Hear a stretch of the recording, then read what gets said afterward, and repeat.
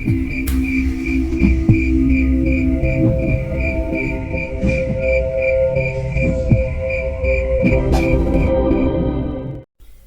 menarik nafas, aku berucap, terakhir saja malam ini. Aku menarik nafas cukup dalam dan membuangnya dengan perlahan. Setelah jaket yang mempunyai tutup kepala aku gunakan, bahkan tali di bagian lehernya sudah aku kencangkan. Perlahan aku keluar melalui jendela. Beruntungnya tidak terlalu sulit untuk keluar, lalu aku tutup perlahan. Dengan pelan-pelan, aku berjalan dengan cepat melalui halaman belakang, bahkan tanpa menggunakan sandal sama sekali.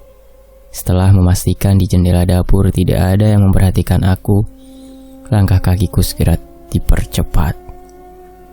Arah kebun singkong. Ucapku berjalan semakin cepat.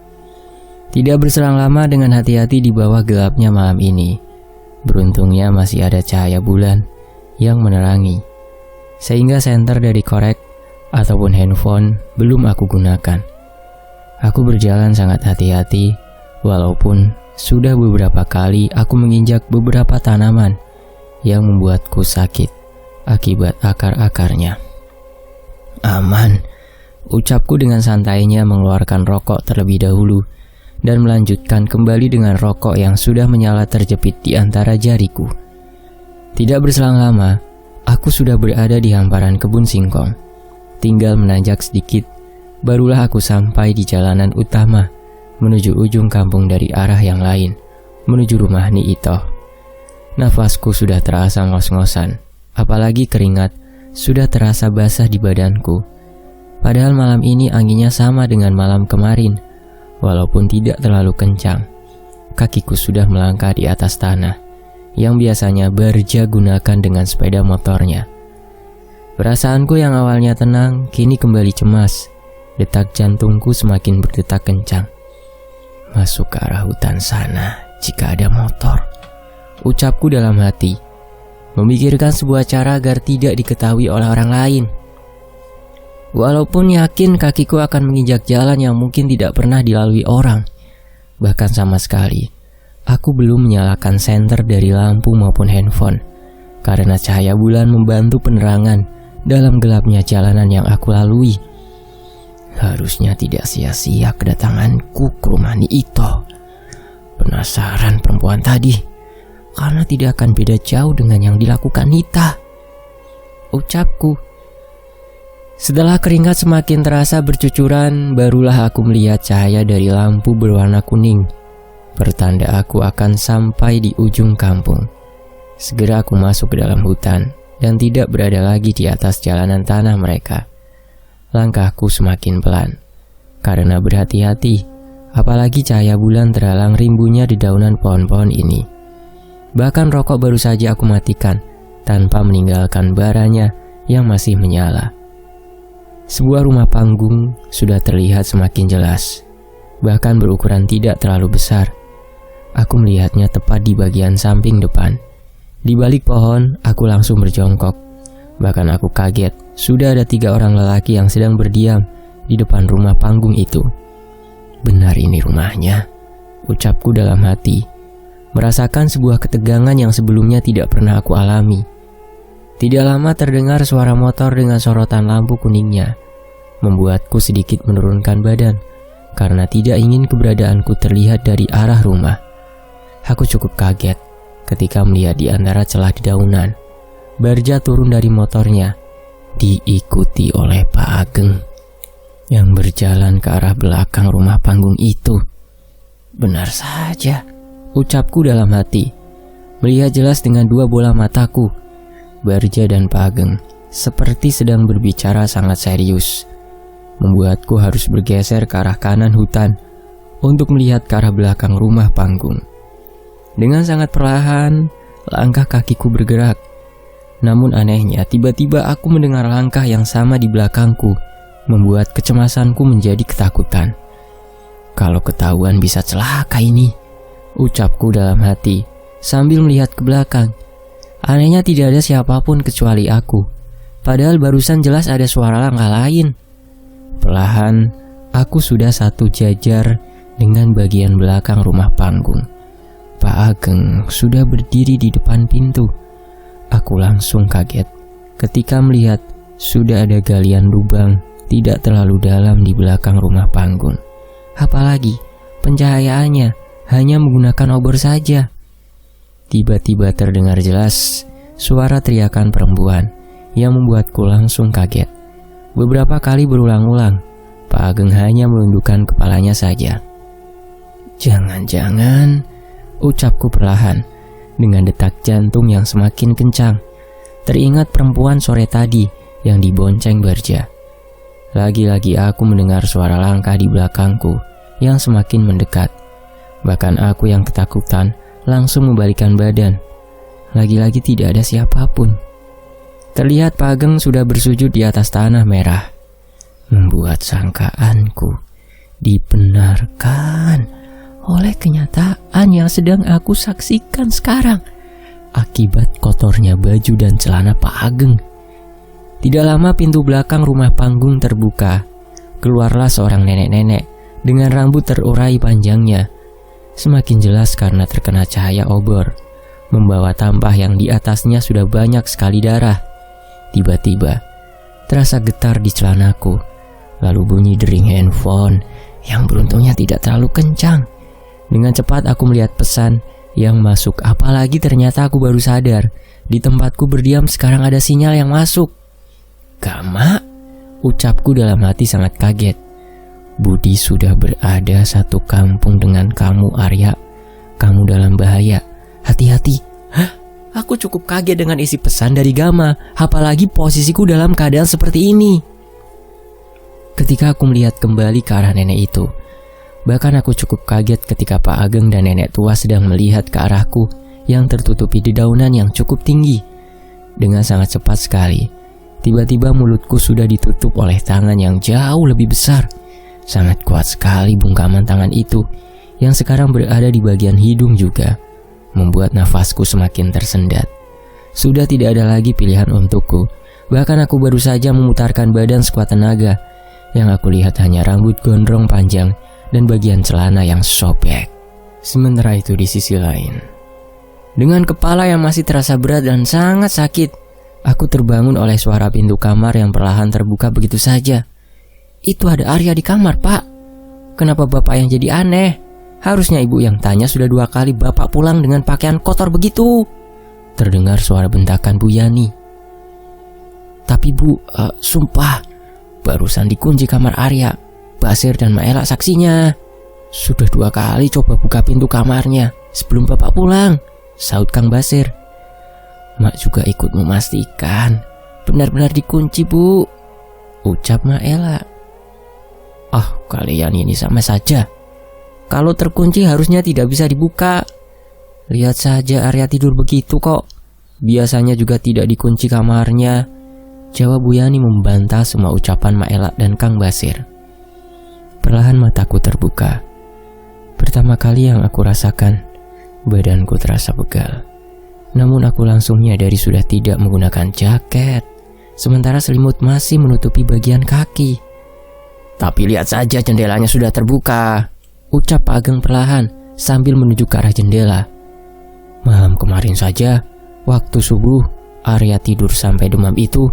Karena kecapean terus, Ibu lihat memang jendelanya sudah terbuka, Pak. Kalian saja termasuk Bapak yang aneh, ucap Bu Yani dengan nada bicara yang semakin keras. Maaf, ada apa ya Pak, Bu?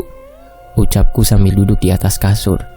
Apalagi aku cukup kaget melihat jam di kamar yang aku tempati sudah menunjukkan pukul 12 malam lebih, yang artinya sudah hampir beberapa jam aku berada di kamar ini. Lalu Bu Yani berkata, "Tidak apa-apa Arya, ini Basir sama Maela. Juga Bapak menuduh kamu keluar rumah. Padahal kan terlihat oleh semuanya juga sedang tidur kan kamu. Mana segala bilang kamar kunci lagi," ucap Bu Yani.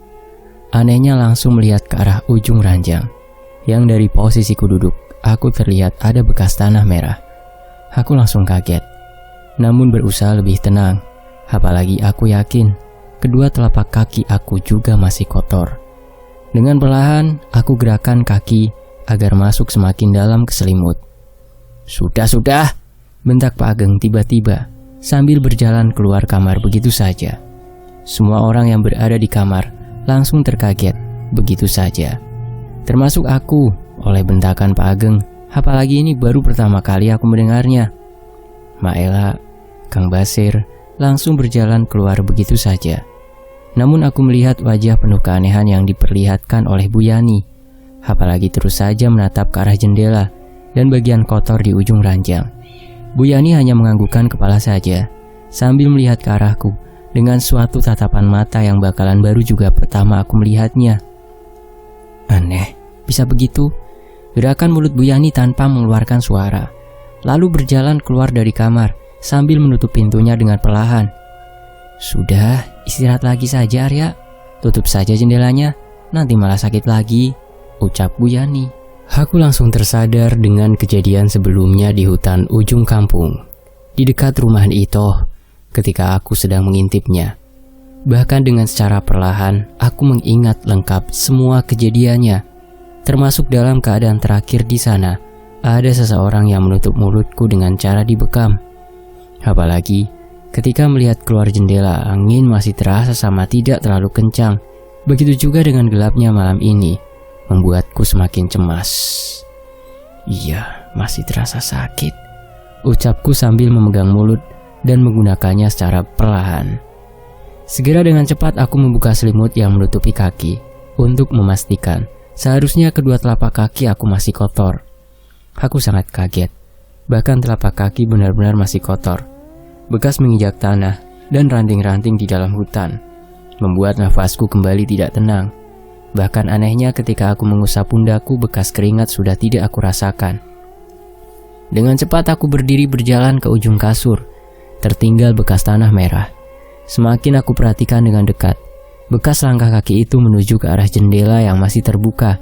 Bahkan ketika memegang jaket yang sebelumnya aku gunakan, masih tercium bau keringatku, membuatku semakin yakin ada yang mengantarkan aku sampai ke tempat tidur.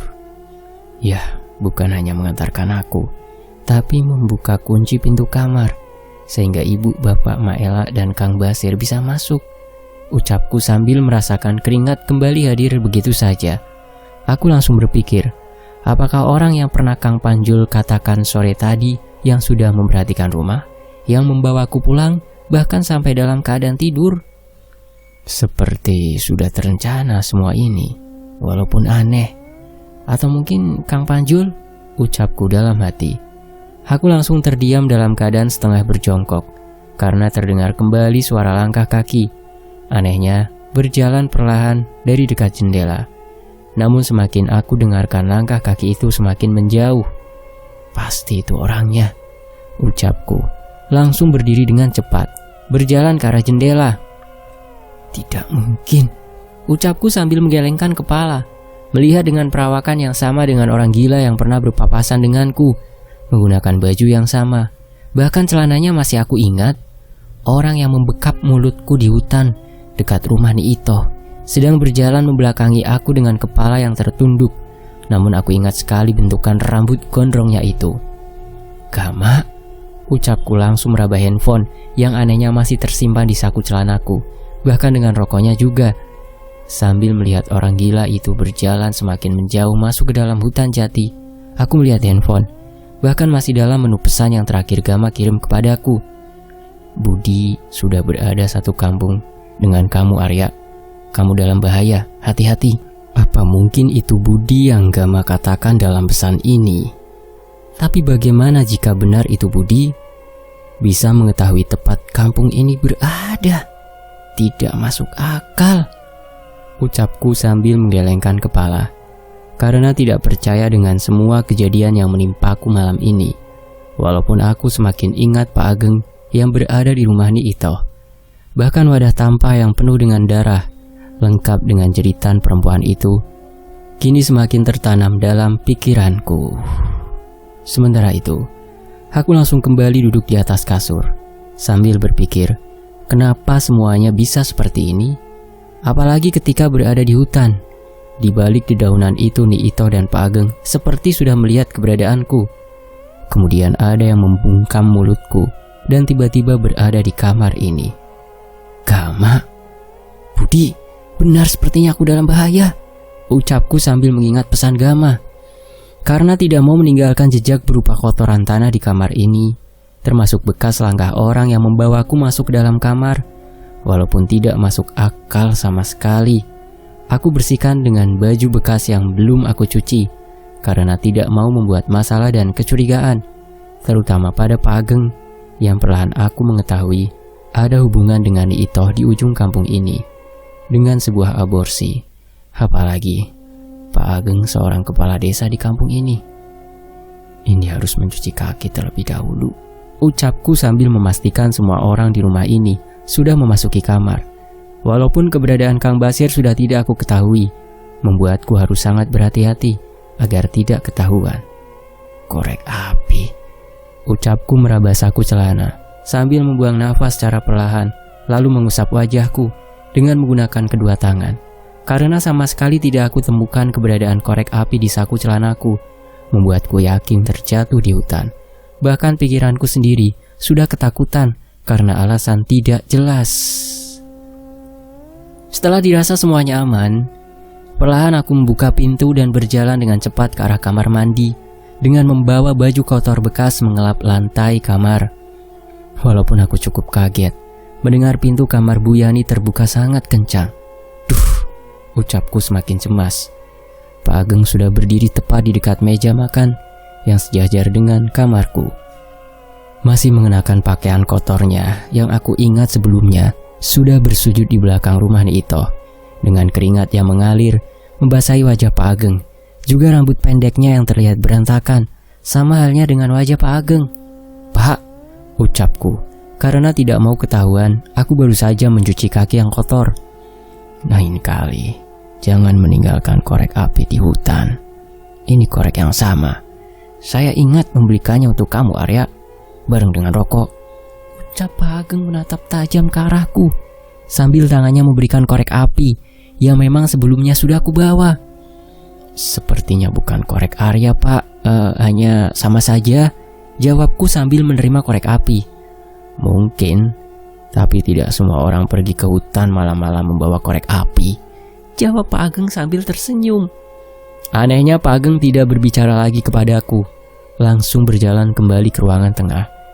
Bahkan aku tidak menyangka kenapa korek itu berada di tangan Pak Ageng. Dengan korek api yang sudah kotor, bekas terjatuh.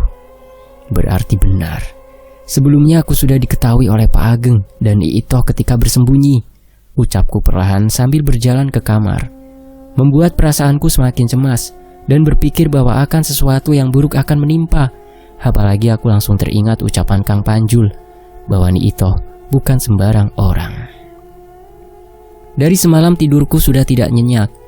Niatku sebelumnya datang ke ujung kampung untuk sekedar menuntaskan rasa penasaran saja, kini malah berganti dengan kenyataan-kenyataan yang sudah tidak bisa aku biarkan.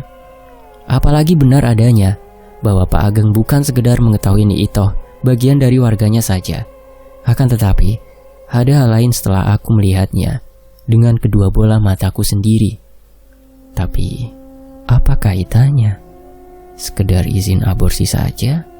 Rasanya tidak mungkin, ucapku dalam hati. Apalagi teriakan suara wanita itu masih aku ingat jelas. Hanya orang bodoh yang memberikan izin untuk melakukan hal keji itu. Makan, malah sambil melamun. Ayo cepat antarkan dulu ibu, ucap Bu Yani. Iya bu, sebentar, jawabku sambil memastikan sudah membawa handphone, rokok, dan korek api di dalam saku celanaku. Aku sudah melihat gerak-gerik dari sikap Pak Ageng yang semakin berubah kepadaku akibat obrolan terakhirnya malam itu soal korek api. Terlihat juga Kang Panjul baru saja datang dan sudah berdiam di teras belakang rumah. Hanya melemparkan senyum saja pagi ini kepadaku. Langsung disusul oleh Maela yang mengantarkan segelas kopi untuk Kang Panjul. Apa kaitannya dengan ritual Neloni? Ucapku dalam hati sambil berdiri dan berjalan ke depan rumah untuk mengantarkan Bu Yani. Lagi-lagi pikiranku terus diingatkan oleh kejadian semalam Ni Itoh membawa tampah yang sudah terdapat banyak darah. Nanti bantu saja Kang Panjul di rumah ya.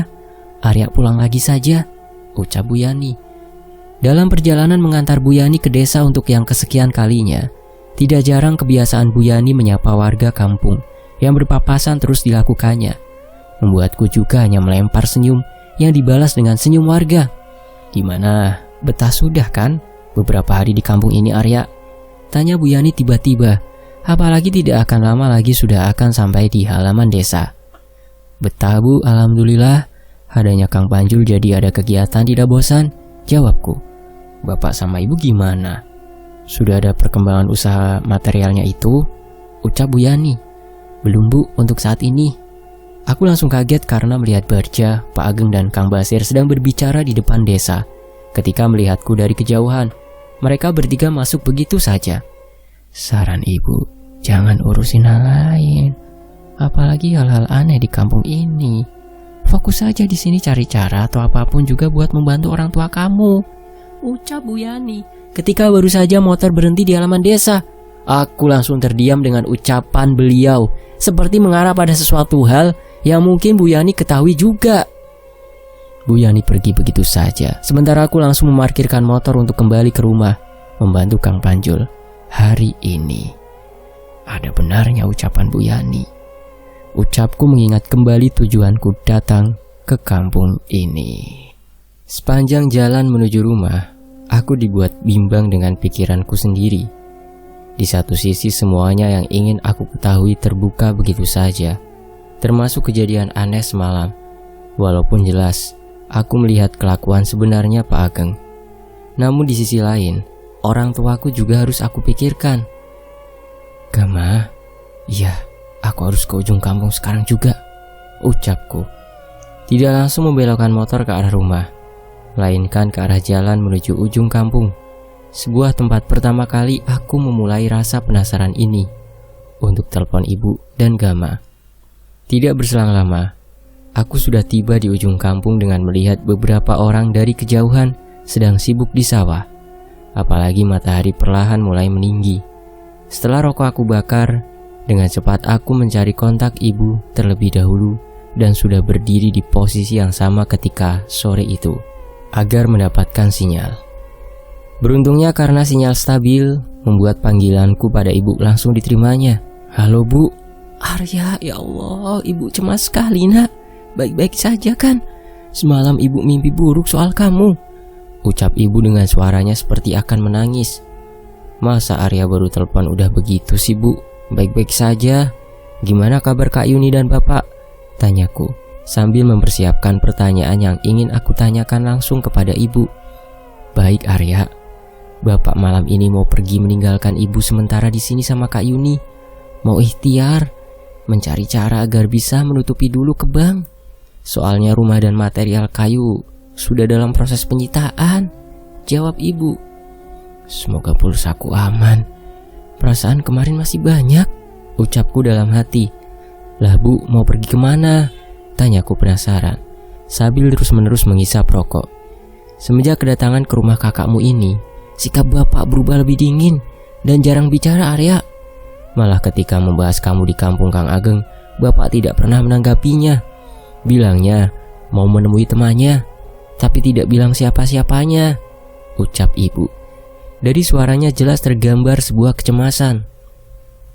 Aku seperti mendapatkan celah untuk bertanya kepada Ibu. Sebentar Bu, ini penting. Arya tahu Ibu dulu keluar dari desa ini dari rumah kakek Ambar dan nenek Sri untuk menemani Bapak usaha. Waktu itu juga Ibu sedang mengandung Kak Yuni, benar kan? Tanyaku. Iya benar Arya, jawab Ibu. Namun suaranya berubah seperti tidak yakin menjawab ucapanku. Bu Yani di sini tanya ke Arya, apa Ibu tidak bercerita apapun ketika Arya mau datang ke sini? Emangnya ada cerita apa Bu yang berkaitan dengan kampung ini dan Pak Ageng? Tanyaku, karena ingat sekali ucapan Bu Yani malam itu. Ibu tidak langsung menjawabnya, padahal aku semakin penasaran dengan ucapan Ibu. Tidak jarang dari kejauhan beberapa orang warga yang sedang bekerja di sawah memperhatikan ke arahku. Halo Bu. Iya. Tidak Arya, tidak ada cerita apapun. Mungkin salah bicara Bu Yani. Apalagi soal Pak Ageng. Ibu tidak tahu apa-apa, jawab Ibu sangat pelan. Kalau soal neloni dan aborsi di kampung ini, ibu tahu bu? Tanyaku tiba-tiba. Arya, dengar. Tujuan kamu menumpang sementara di kampung itu bukan malah aneh-aneh, Arya. Sudah, jangan aneh-aneh. Sudah dulu, Kak Yuni panggil ibu, nanti kirim pesan saja. Ingat, jangan aneh-aneh, ucap ibu tiba-tiba dengan suara yang keras. Membuatku langsung terdiam dengan ucapan ibu. Bahkan aku langsung duduk di atas rumput, saking kagetnya. Namun aku semakin yakin, jawaban ibu sudah jelas. Berarti ada sesuatu yang berkaitan dengan bapak juga dan keluarga besar di kampung ini. Gama, satu-satunya jalan, ucapku sambil mematikan rokok karena sudah habis. Lalu membakar rokok lagi, hanya untuk membuatku sedikit tenang. Ayo angkat Gam, tolong angkat teleponnya, ucapku berharap cemas. Halo Arya, terdengarlah suara Gama yang sudah aku tunggu beberapa hari, yang tiba-tiba hanya kirim sebuah pesan yang hanya membuatku merasa tidak percaya soal Budi. Gam, benar, kampung ini aku sudah melihatnya soal aborsi. Bahkan kepala desanya kakak dari bapakku sendiri. Ucapku tergesa-gesa, apalagi terik matahari semakin aku rasakan. Tenang, tenang. Seharusnya Budi sudah sampai di kampung itu. Cuman belum kasih kabar ke aku juga. Sudah tenang, semua sudah terlanjur. Ada dosa lama keluarga kamu yang membiarkan semua ini terjadi, ucap Gama dengan suara khasnya. Dosa apa, Gam? Aku tidak paham sekali. Yang aku tahu semuanya kenapa saling berkaitan. Dan aku yakin dalam keadaan bahaya. Tidak mungkin Budi mengetahui kampung ini. Penuh dengan hutan, Gam, soalnya. Jawabku semakin kebingungan. Dengar, tidak semuanya harus masuk di akal. Soal leweng atau hutan dan Budi bukan hal yang aneh. Percaya saja sama aku dan Budi. Dengarkan, kadang hidup tidak sesuai dengan apa yang kita inginkan. Tapi ingat, Budi juga kadang memberikan apa yang kita butuhkan, termasuk kondisi sekarang. Pesanku berhati-hati dan berpikir tenang. Ni Itoh bukan sembarang orang. Ritual dulu yang pernah dilakukannya abadi, ucap Gama perlahan, walaupun bercampur dengan suara anak-anak, karena aku yakin sedang berada di sekolah jam segini. Neloni itu apa, Gam? Tanyaku setelah mulai paham apa yang dikatakan Gama. Walaupun merasa aneh bisa sama dengan ucapan Kang Panjul. Neloni itu hanya istilah bahasa, Arya. 3 bulanan bayi dalam kandungan. Ritual itu pernah dilakukannya sampai sekarang. Mungkin berkaitan dengan aborsi di kampung itu, ucap Gama. Anehnya, beberapa orang yang berada di sawah tiba-tiba menunjuk ke arahku. Bahkan ada yang sudah berlari dengan sangat cepat, membuatku langsung kaget. Oke, aku paham. Sesuai dalam mimpiku, Ni Itoh memakan bayi dan kejadian semalam. Lalu aku harus gimana? Tanyaku semakin cemas setelah mengetahui perlahan dari beberapa hal yang sudah aku alami.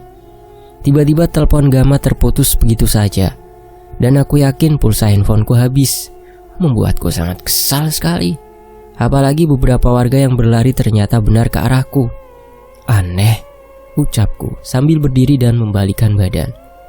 Ternyata orang yang semalam aku lihat di luar kamar sedang berjalan perlahan masuk kembali ke dalam kebun-kebun dengan rambut yang sama gondrongnya. Budi? Tidak mungkin, ucapku.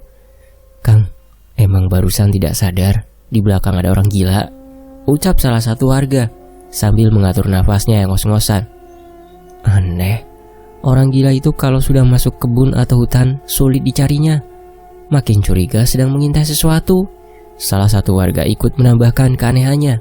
Tidak, Kang, barusan lagi telepon ini baru beres, jawabku, berusaha tenang. Walaupun ucapan warga ini langsung mengingatkan aku pada ucapan Gama. Soal Budi dan hutan bukan hal yang aneh. Kirain soalnya dari bawah juga saya lihat. Berdiri di belakang Akang itu, ucap warga lainnya ikut berbicara. Setelah pamit pada ketiga warga yang barusan berbicara denganku. Takutnya membahayakan saja, ucap salah satu warga sambil menjawab ucapan pamitku. Sementara itu, di bawah terik matahari siang ini, Aku pulang dengan informasi baru yang aku dengarkan dari Gama dan ketidakterbukaannya ibu. Sambil terus menarik gas motor yang aku kendarai saat ini, membuatku semakin bingung. Sebenarnya untuk apa semua ini, sehingga membuatku dalam kondisi berbahaya? Tepatnya aku mengetahui siapa orang-orang yang berbahaya itu. Ucapan Gama ada benarnya. Harus aku selesaikan, sudah tanggung. Harus sampai mengetahui semuanya. Ucapku sambil kembali teringat ucapan ibu, juga soal bapak yang akan pergi. Baru saja aku akan sampai ke rumah.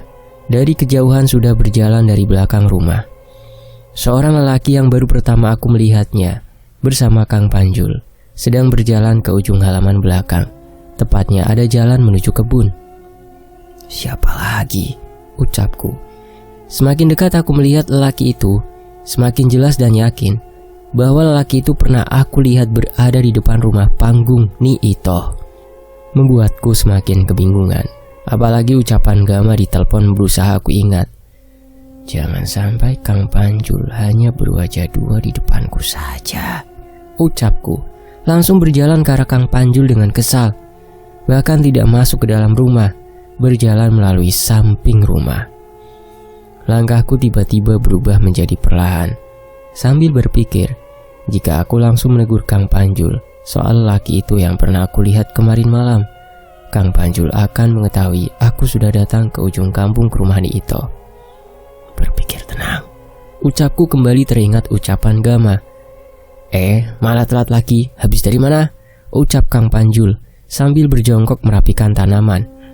Aku hanya menepuk saku yang berisikan handphone.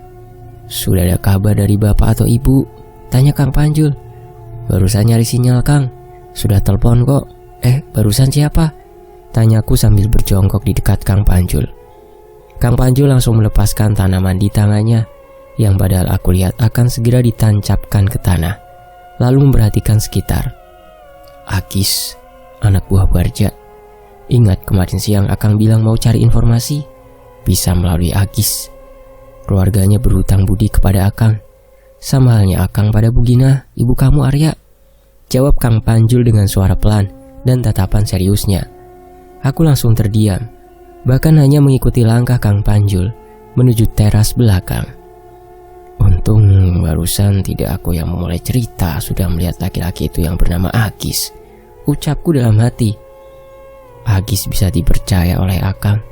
Sebelum misal ketahuan dan bocor disuruh Akang, mungkin cara ini yang bakalan Akang gunakan, ucap Kang Panjul sambil duduk dan memegang goloknya. Tapi Kang, untuk apa sampai segitunya? Ucapku semakin heran dengan langkah yang diambil Kang Panjul. Untuk keamanan dan keselamatan kamu tentunya. Penampakan Ni Ito di kebun singkong sudah cukup membuat kamu harus waspada. Apalagi cerita semalam kemarin Arya, jawab Kang Panjul. Di satu sisi, aku merasa tenang mendengarkan ucapan Kang Panjul. Namun di sisi lain, ucapan Gama juga ada benarnya, membuatku semakin cemas dan segera ingin mengetahui ada apa sebenarnya semua ini dengan aborsi dan kampung ini, terutama pada semua hal yang sudah kualami dan aku lihat. Aku melihat jelas, awalnya Kang Basir sudah keluar dari pintu dapur. Namun ketika melihat aku sedang duduk berhadapan dengan Kang Panjul, membuat Kang Basir kembali ke dalam sambil menggelengkan kepalanya. Pasti laporan sama bapak. Sudah biarkan saja, andai bukan adik kandung. Sudah Kang, ucap Kang Panjul langsung menahan ucapannya. Kang, sebentar. Aku habis pulsa cari di perbatasan sebelum masuk jalan utama, ada kan? Tanyaku. Sebelah kiri sebelum belokan ke hutan Arya, ada. Kesana saja, bawa motor sendiri, jawab Kang Panjul. Waktu berputar sangat cepat hari ini. Bahkan sebelum menjemput ibu ke desa, aku hanya menghabiskan banyak waktu di kamar, menuruti pesan Bu Yani untuk segera memikirkan nasib usaha keluargaku. Walaupun tetap saja dalam pikiranku, setiap kejadian di kampung ini menjadi satu dan menetap diam di dalam isi kepalaku. Kejadian-kejadian itu perlahan menjadi tujuan lain yang membuat penasaranku bukannya habis, malah lahir lagi penasaran lainnya yang berkaitan dengan keluarga besar ini. Kakek, bisa jadi awalannya dari situ. Kalau Gama bilang ritual yang dilakukannya dari dulu abadi, berarti dari zaman kakek atau memang hanya Pak Ageng saja. Tapi seharusnya Bapak juga mengetahui semuanya, apalagi sama-sama anak kakek.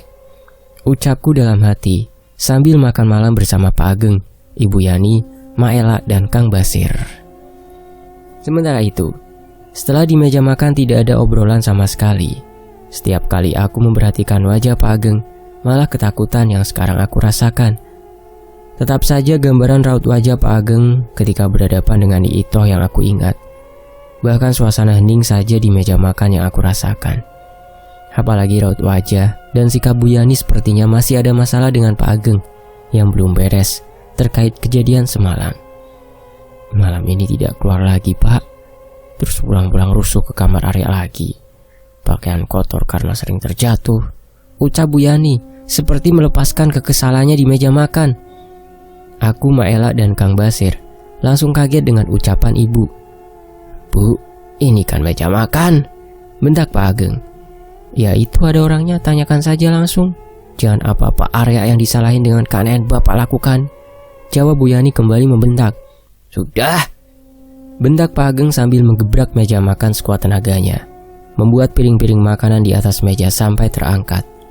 Pak Ageng hanya melihat ke arahku dengan tajam beberapa detik, membuat rasa ketakutanku tiba-tiba hadir begitu saja. Apalagi ketika aku mencoba menatap wajahnya, malah seperti berubah menjadi wajah Nyi Itoh. Begitu sangat menyeramkan. Tidak mungkin, ucapku dalam hati, lalu menundukkan penglihatanku ke bawah. Ayo Sir, bentak Pak Ageng sambil berdiri. Kang Basir bahkan tidak langsung berdiri karena ditatap oleh Bu Yani. Aku melihatnya dengan jelas. Cepat, bentak Pak Ageng kedua kalinya. Pergi saja, jangan kembali sekalian. Sudah gila. Bapak sama anak tidak sadar-sadar masih saja percaya nenek tua itu, ucap Bu Yani sambil berdiri. Pak Ageng langsung berbalik badan, berjalan ke arah Bu Yani dengan matanya yang sudah memerah. Satu kali lagi aku melihat wajah Pak Ageng berubah dengan wajah Nyi Itoh. Aku langsung berdiri.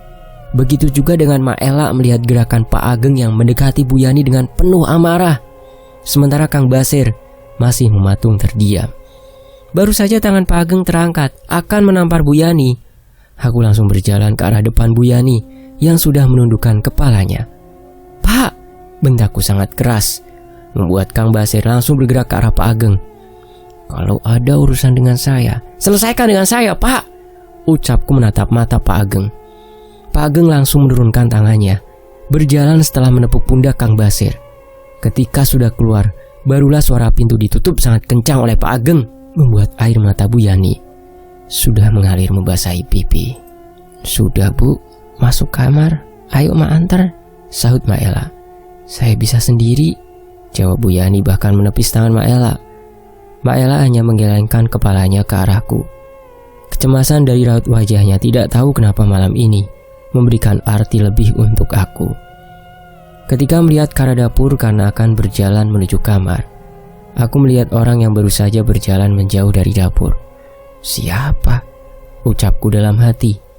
Namun karena jaraknya cukup jauh, tidak bisa aku pastikan. Walaupun aku menyangka itu adalah Budi. Walaupun tidak masuk di akal dan aku belum sepenuhnya percaya soal Budi yang sudah ada di kampung ini. Apalagi dalam keadaan seperti ini, pikiranku tidak bisa diajak berpikir jernih. Malam dengan segala gelapnya, juga angin dingin yang datang secara bersamaan sudah memasuki kamarku. Karena jendela sudah kembali terbuka olehku sambil menyimpan laptop di pangkuanku. Lagi-lagi aku berpikir cemas tentang kepergian bapakku. Padahal baru kali ini aku merasakan kecemasan normal selayaknya anak kepada bapaknya. Sudah tidak terhitung lagi berapa kali sedotan mulutku pada rokok yang berkali-kali aku bakar. Bahkan sesekali aku melamun cukup lama, memikirkan apa yang sebenarnya dilakukan Pak Ageng dan sebahaya apa keberadaanku di kampung ini. Karena mengetahui kebiasaan keji di kampung ini berkaitan dengan aborsi, walaupun sedikitnya aku sudah mengetahui istilah neloni dari Gama. Walaupun itu belum cukup membuatku tenang, karena satu yang sekarang melintas dalam pikiranku, ada kaitannya dengan keluarga besarku. Dan sebahaya apa memangnya?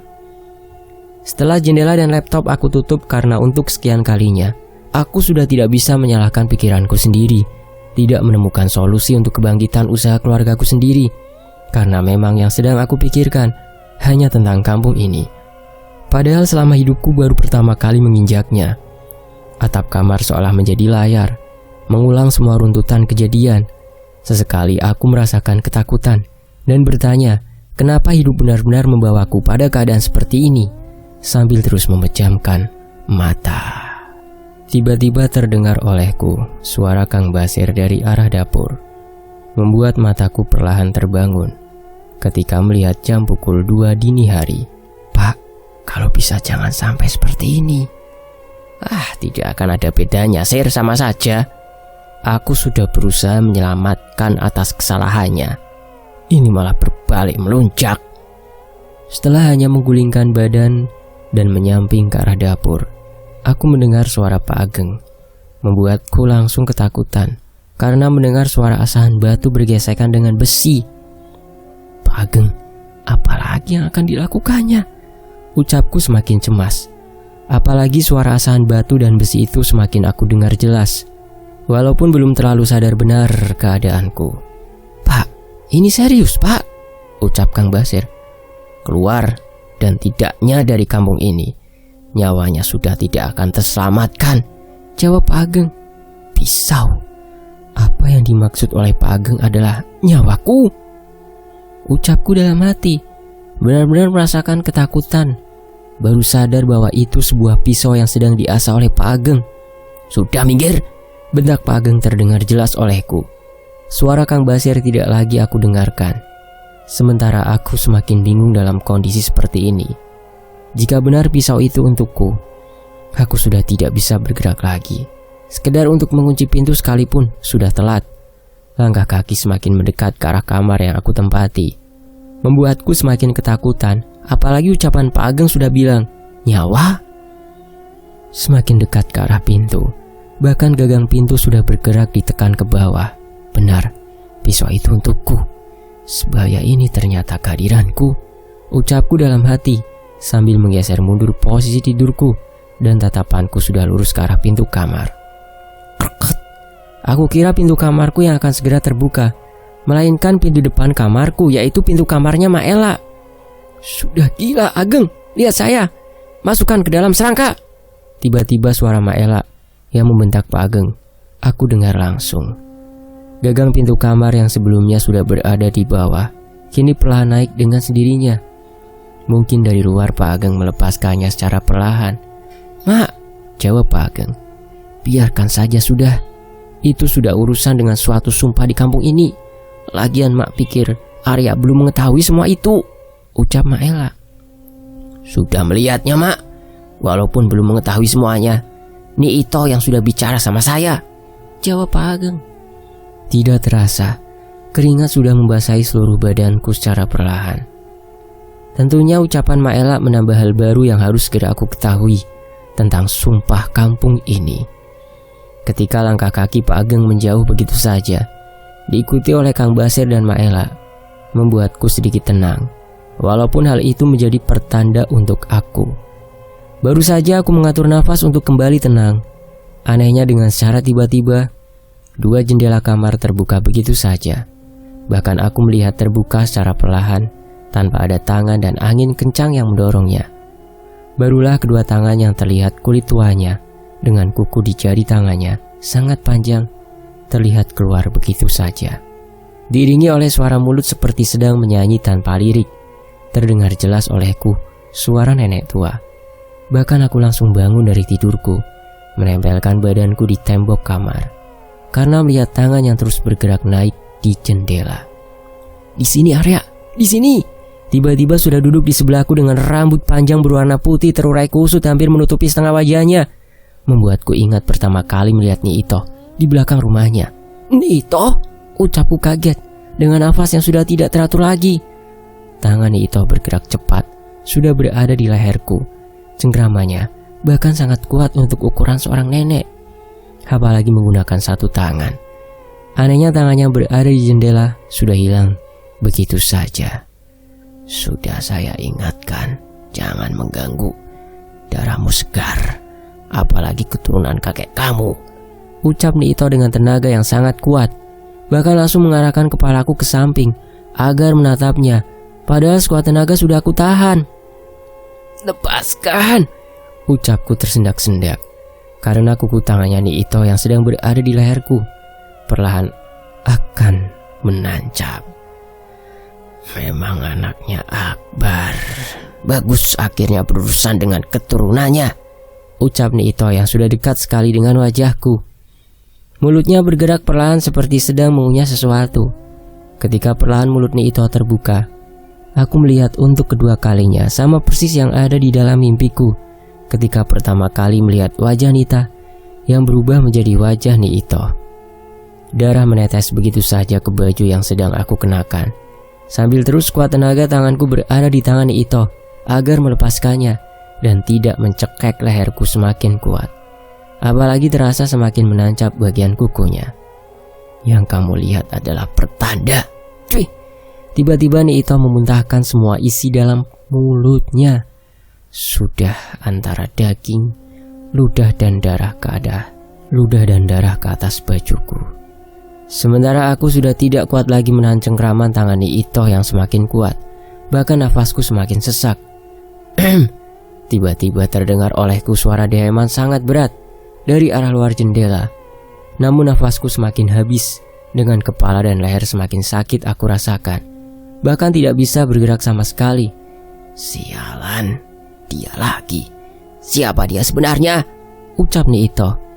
Hanya cakaran di leher saja yang selanjutnya aku rasakan dari tertancapnya kuku Niito dan rasa perih yang mengikutinya. Di sisi lain, aku merasakan sebuah pijatan di kaki. Anehnya badanku penuh dengan keringat dan rasa perih di bagian leher. Sudah, jangan dipaksakan. Padahal kemarin kalau belum sembuh jangan dulu aktivitas. Suara Kang Panjul yang pertama kali aku dengar sedang memijat kakiku. Kang, ucapku. Namun aku sangat kaget sudah menggunakan jaket yang lain. Bahkan belum pernah aku keluarkan sekalipun di dalam tas carrier. Jaket lengkap dengan resletingnya sampai menutupi leherku, bahkan sampai ke dekat dagu. Sudah, jangan banyak dulu bergerak. Istirahat dulu saja. Bu Yani dan Pak Ageng juga tahu Arya sedang sakit, ucap Kang Panjul. Iya Kang, terima kasih. Jawabku berusaha tenang karena baru merasakan perih di bagian leher. Ya sudah, nanti Kang antarkan makanan ke kamar. Sudah, jangan dulu bangun saja, ucap Kang Panjul. Langsung berjalan keluar kamar. Sementara aku sudah mengingat bagaimana semalam brutalnya sikap Niito kepadaku. Sambil membuka sedikit resleting jaket dan benar saja, leherku terdapat goresan kuku, walaupun tidak panjang, namun cukup dalam. Darah di bajuku, ucapku langsung menurunkan lagi resleting jaket. Bahkan aku sangat kaget. Sebelumnya aku mengenakan baju berwarna hitam bercorak, kini sudah berganti dengan baju berwarna merah yang sudah menempel di badanku. Tanpa mengetahui siapa yang sudah menggantinya semalam setelah kejadian itu, yang aku ingat hanya suara deheman saja.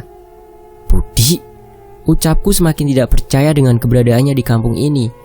Menarik dengan cepat resleting jaket sampai atas lagi, karena melihat Kang Panjul sudah membawa makanan ke kamarku.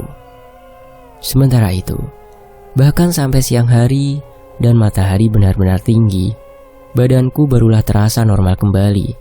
Apalagi Kang Panjul sudah memberikan obat sebelumnya. Kang Panjul menyangka aku benar-benar sakit demam. Padahal aku sedari bangun tidur hanya menahan sakit di leherku saja. Setelah aku pastikan ada 2 cakaran cukup dalam, membuatku kebingungan untuk mengobatinya. Dan tidak akan mungkin selamanya sampai luka ini sembuh menggunakan jaket. Malah akan membuat orang rumah semakin curiga. Kama, ucapku sambil berusaha bangun untuk segera pergi ke perbatasan hutan membeli pulsa karena teringat obrolan dengan Kang Panjul. Mau kemana Arya? Memang sudah benar sembuh apa? Tanya Maela ketika aku keluar kamar. Ke desa Mak, sambil mau titip pulsa sama ibu, jawabku. Langsung berjalan lagi. Apalagi melihat Kang Panjul sedang sibuk di halaman belakang rumah. Beruntungnya tidak membuat Maela curiga kepadaku siang ini. Gama benar, satu-satunya orang, ucapku karena merasa keberadaanku semakin berbahaya setelah kejadian semalam itu. Tidak lama aku sudah berada di atas jalanan kampung untuk menuju ke perbatasan. Bahkan kecepatan motor sedikit kencang karena semakin panik. Untuk pertama kalinya lagi setelah kedatanganku ke kampung ini, aku akan keluar kampung ini walaupun dengan keperluan lain. Pohon ini, ucapku sambil melihat ke sebelah kiri, di mana pohon besar inilah yang awalnya membuat aku harus melihat penampakan kaki besar dan pertama kalinya melihat Nyi Itoh malam itu ketika dibonceng oleh Kang Basir. Namun dengan cepat aku abaikan. Apalagi aku benar-benar semakin cemas. Apalagi luka di leherku, walaupun sudah terhalang jaket yang masih aku gunakan, tetap saja terasa semakin perih. Aku sangat kaget dari kejauhan sudah terlihat seseorang berdiri di samping jalanan dengan pakaian yang sama. Bahkan sudah berkali-kali aku melihatnya. Orang itu, ucapku sambil melambatkan laju motorku. Semakin mendekat. Orang yang disangka gila beberapa hari di kampung ini hanya menunjuk agar motorku keluar dari jalanan tanah mengikuti arahan tangannya. Budi, tidak mungkin, ucapku dalam hati. Simpan saja dulu di situ. Tidak akan terlihat orang, Arya. Aman, ucap lelaki yang menggunakan celana yang masih aku ingat ketika di hutan dekat rumah Nyi Itoh malam itu sedang menggerakkan dedaunan dengan tangkai yang besar untuk menutupi motor. Budi, ucapku. Langsung kaget, apalagi ketika Budi membenarkan rambutnya. Apalagi ini baru kali kedua aku bertemu Budi selain di terminal sebelum berangkat. Jangan dulu bicara. Turunkan sleting jaket kamu cepat, lukanya bahaya, ucap Budi mengeluarkan baju di balik punggungnya dan melemparkannya ke arahku. Benar saja, aku masih ingat. Ini baju yang semalam aku gunakan. Apalagi masih ada bekas darah yang dimuntahkan dari mulut Nyi Itoh di atas kain berwarna hitamnya, membuatku sekarang yakin Budi yang menolongku malam itu. Tahan, tidak akan perih, supaya luka kamu malam ini juga kering dan besok sudah sembuh, ucap Budi mengeluarkan botol berisikan dedaunan hijau seperti sudah dihancurkan sebelumnya. Perlahan daun-daun itu ditempelkan di atas luka. Benar saja, hanya dingin yang aku rasakan. Aneh Bud, hanya dingin, ucapku. Budi tidak menjawab, hanya terus-menerus mengusapkan dedaunan sambil terlihat tatapannya semakin tajam. Telat saja, bisa lewat hari ini kamu, Arya, ucap Budi perlahan. Aku langsung kaget dengan ucapan Budi dan terdiam. Bud, bagaimana bisa sampai ke kampung ini? Aku tidak percaya awalnya dengan pesan yang dikirim Gama. Lalu kamu tinggal di mana selama ini? Tanyaku penasaran sambil mensletingkan kembali jaket sesuai perintah Budi. Soal itu sulit aku jelaskan, Arya. Tanya saja kepada Gama. Aku dan sebuah hutan seperti apa? Jawab Budi sambil duduk di sebelahku. Ini tidak mungkin aku bawa lagi, Bud. Bahaya di rumah, ucapku. Budi hanya menganggukkan kepala saja sambil tatapannya kosong ke depan. Jangan terlalu senang dengan kedatanganku, atau sudah menyelamatkanmu berkali-kali. Kalau bukan perintah Gama, mungkin aku tidak sudi berurusan dengan Nyi Itoh, ucap Budi. Aku langsung terdiam dan menyesal sudah berusaha mengakrabkan diri kepada Budi. Bud, aku berterima kasih banyak, tapi sumpah aku tidak mengerti dengan semua ini. Angin-angin di hutan yang menerpa dedaunan terasa membuat badanku perlahan berangsur membaik. Bahkan luka perih bisa begitu saja menghilang, membuatku yakin Budi bukan sembarang orang. Ritual awalnya, Nyi Itoh harusnya sudah mati kalau bukan ritual meloninya, mengambil nyawa setiap bayi dalam kandungan berusia 3 bulan, bergeser menjadi aborsi. Itu dulu dan yang memulai semuanya. Semakin Nyi Itoh menjadi melakukan hal itu adalah keluarga kamu, keluarga besar kamu, Arya, ucap Budi perlahan sambil menatap ke arahku. Aku langsung kaget tidak bisa berbicara, seolah penasaranku selama ini terjawab langsung oleh perkataan Budi, dan tidak ada alasan lain untuk tidak percaya kepadanya. Apalagi dari kemarin prasangkaku sudah mengarah ke hal itu. Nyawa, kamu sudah tidak akan keluar lagi dari kampung ini, Arya. Nyi Itoh sudah benar-benar hidup berdampingan dengan iblis, hanya sebanding dengan nyawa yang bisa menebus dan melepaskan orang yang mengetahui hal itu. Apalagi berkaitan dengan bapak kamu, Akbar. Akbar dulu yang menjadi musuh utamanya. karena melarang kakek kamu dan Pak Ageng bersekutu dengan Nyi Ito hanya karena nafsu duniawi yang gila ini, ucap Budi perlahan. Bud, semua hanya kebetulan, Bud, bentakku karena semakin panik karena mendengar semua ini dari Budi membawa nama keluargaku. Apa rencana Tuhan kebetulan, hah? Tiba-tiba kamu bicara denganku di bawah pohon rindang ini di hutan, dan 2 kali harusnya kamu mati. Aku selamatkan atas perintah Gama. Apa rencana Tuhan kebetulan, heh? Tanya Budi semakin menatapku tajam. Aku langsung kembali terdiam dalam perasaan panik yang aku rasakan saat ini. Ritual tadi yang aku ketahui sedikit. Akbar dan Ageng, 2 anak kakek kamu yang lebih tahu. Tugasku hanya menyelamatkanmu di kampung ini, mengundur kematianmu, tepatnya karena tidak tahu kedepannya hal gila apa lagi yang akan dilakukan Ito, ucap Budi lagi sambil berdiri dari duduknya, kemudian berjalan perlahan ke arah motor yang sebelumnya sudah ditutup oleh dedaunan dan ranting. Sana pergi, mendingan jangan dilanjutkan soal beli pulsa. Bahaya, ada orang Nyi Ito yang sedang menunggu kedatangan seseorang di perbatasan. Tapi aku tidak tahu juga siapa. Kembali saja ke rumah, daripada nyawamu melayang sebelum waktunya ajal tiba, ucap Budi. Aku langsung kaget, bahkan Budi bisa mengetahui tujuanku. Bahkan aku semakin penasaran ke depannya yang akan terjadi kepadaku seperti apa. Bud, aku harus bagaimana selanjutnya? Dan siapa orang yang ditunggu itu? Ada kaitannya kah dengan keluargaku juga? Tanyaku sambil berdiri. Hati-hati saja, aku bukan siapa-siapa. Tidak bisa menjamin apapun juga. Yang terpenting kau sudah sadar posisi nyawa kamu di kampung ini ada yang mengincar. Setidaknya aku hanya bisa mencegah, selebihnya sulit, ucap Budi perlahan sambil membantu aku mengeluarkan motor. Kecemasanku semakin bertambah walaupun luka di leherku semakin tidak terasa.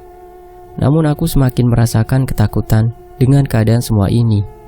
Ini, bawa, oleskan dan jangan sampai ada yang tahu.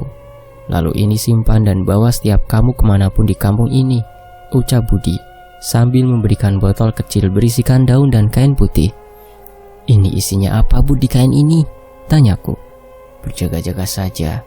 Keris kecil, isinya makhluk yang pernah kamu lihat berkaki besar dan berbulu lebat di dekat pohon besar itu, ucap Budi. Aku hanya menganggukkan kepala saja, menyimpan ucapan Budi siang ini dalam kepalaku. Kemudian memasukkan botol dan kain putih berisikan keris ke dalam saku celanaku. Jangan bodoh, mungkin orang yang ditunggu sekarang itu keluarga kamu, ucap Budi langsung berbalik badan dan berjalan perlahan masuk ke dalam hutan. Lagi-lagi, untuk kesekian kalinya semua jawaban yang aku inginkan bisa terjawab begitu saja. Pertemuan keduaku dengan Budi seharusnya membawa ketenangan, karena setidaknya ada yang menjagaku atas perintah dan kebaikan seorang Gama. Walaupun semuanya tidak bisa diterima oleh akal begitu saja, di bawah terik matahari, aku sudah hampir sampai ke rumah dengan bekal informasi yang malah membuatku semakin lebih berhati-hati. Nyawa kamu melayang sebelum waktunya ajal tiba. Ucapan Budi dan Gama sudah tertancap dalam pikiranku. Walaupun alasan pasti dari semua ini belum jelas, bahkan resikonya adalah sebuah nyawaku sendiri. Sampai di rumah, beruntungnya Bu Yani, Kang Basir ataupun Pak Ageng belum sampai, membuatku sangat tenang sekali. Tidak akan menimbulkan kecurigaan hari ini. Bahkan ketika akan masuk ke dalam rumah, resleting jaket aku pastikan sudah sampai dagu agar bisa menutupi luka di leher. Sudah pulang lagi, Arya? Dari tadi Kang Panjul nanyain kamu, cemas sekali.